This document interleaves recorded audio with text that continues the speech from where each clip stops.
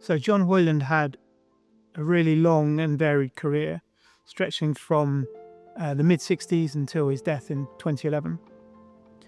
And one of the most exciting things about working at the John Hoyland estate, as I do, is understanding the kind of constant evolution that his work went through.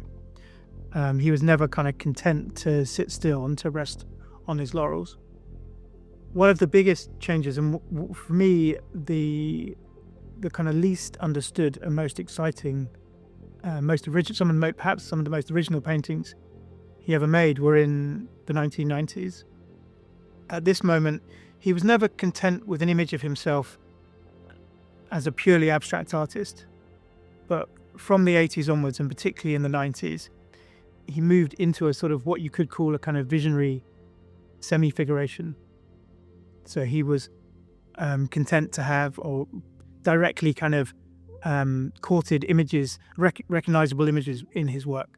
One of the big inspirations for him in the 90s were his travels. So him and his wife Beverly Heath Hoyland would regularly travel to Jamaica or to Cuba or to Bali, and images of the tropics really became a key source for his paintings, and the sort of vibrancy and colour of those, which is in a way so completely un-English, really comes through in the work of those years.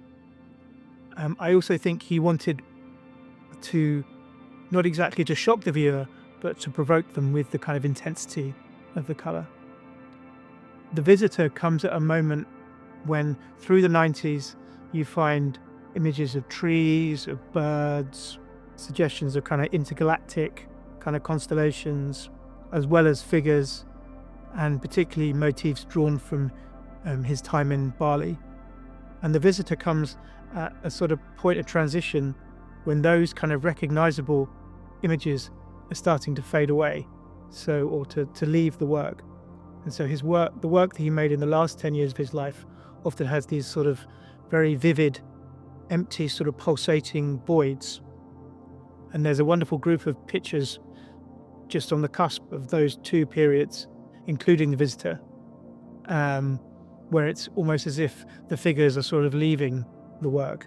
They're kind of retreating back, or they're into the void that surrounds them.